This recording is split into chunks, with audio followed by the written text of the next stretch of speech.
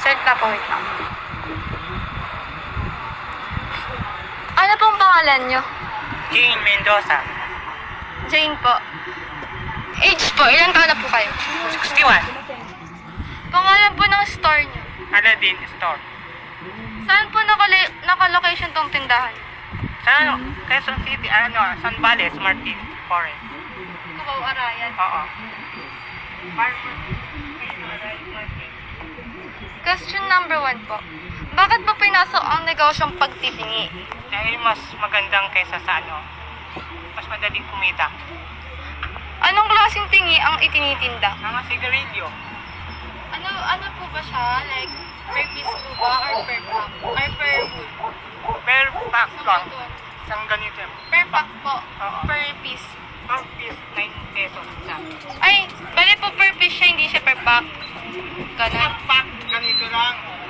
Bali po yung tinitinda niyo po per pack o per piece? Per piece.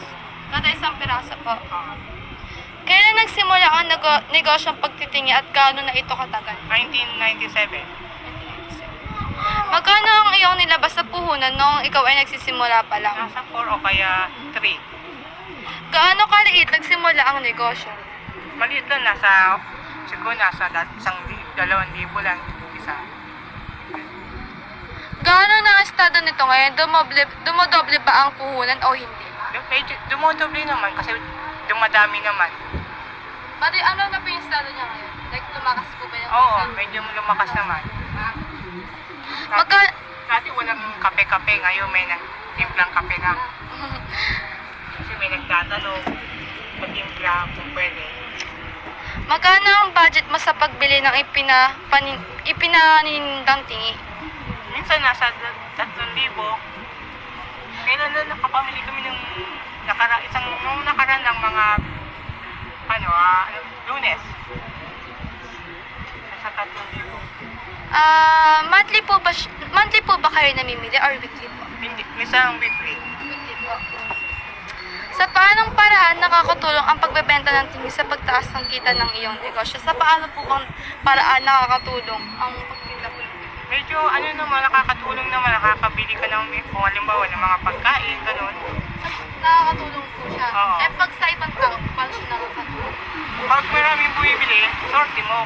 Minsan naman may araw na malakas, may araw na mahina. Paano siya nakakatulong sa ibang tao? Yung pagtitinda niya ng tingi? Medyo maganda naman, nakakatulong siya kasi minsan marami bumibili ng mga sigarilyo. Ayun lang po yung afford ng Oo. tao. Yung mga sigarilyo, mga 9, may 7. Ayun na po yung budget nila. Sa paanong anong ikinaibahan nito sa kinikita ng iyong ibang tinda kung may iba pang tinitinda o may pintuan? Wala ito lang. Mga kumbaga paano na hinahanap ng tao, yun ang binibili namin. Hindi kami basta bumibili na nakain. Basta pag may hinahanap, susunod, yun ang bibili mo. Kapag pultuhan, kung tinda po kayo ng pultuhan, Hindi pultuhan, yung parang ganyan lang, mga gano'n isang... bali wala po talaga kayo bang tininda. Bali, eto lang po. Oo. Talaga. Hindi kami bumibili yung pultuhan kasi mahal. Mahal po. Magkano ang kinikita ng tinging iyong tinitinda? Yung isang peraso, Ano po? Magkano po yung magkano po yung kinikita ng tingin ng iyong tinitinda? Monthly po ba ito or weekly?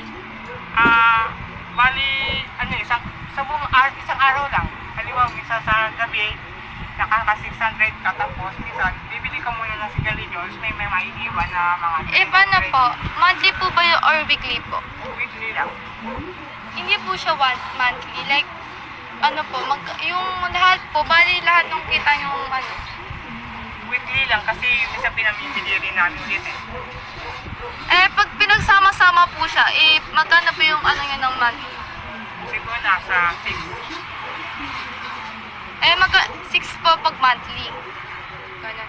Magkano ang kabuoang kita ng itinitindang tingi? Minsan nasa 500, minsan 6. Na-minus na po ba ang pinambili ng tingi ng Itinitita? Na minus na po doon? Oo, na minus sa lahat yan. Kasi sa gabi, nakabili ka na, may matitira na sa iyo dyan.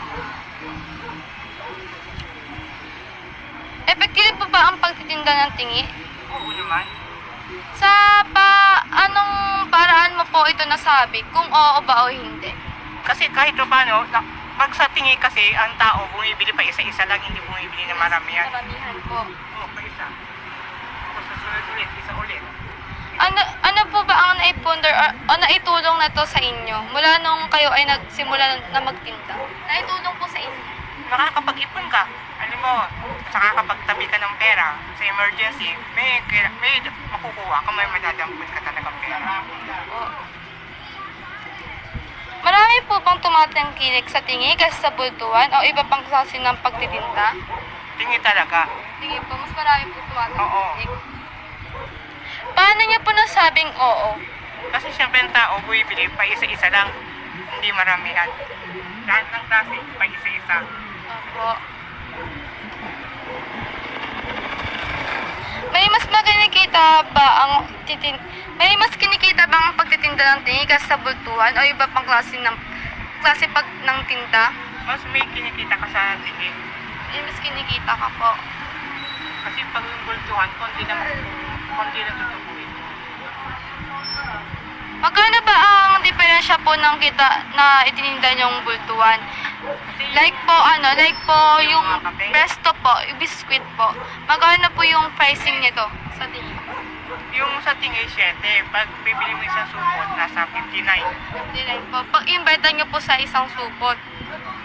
Pag walang bumibili ng isang supot sa atin, tingi na.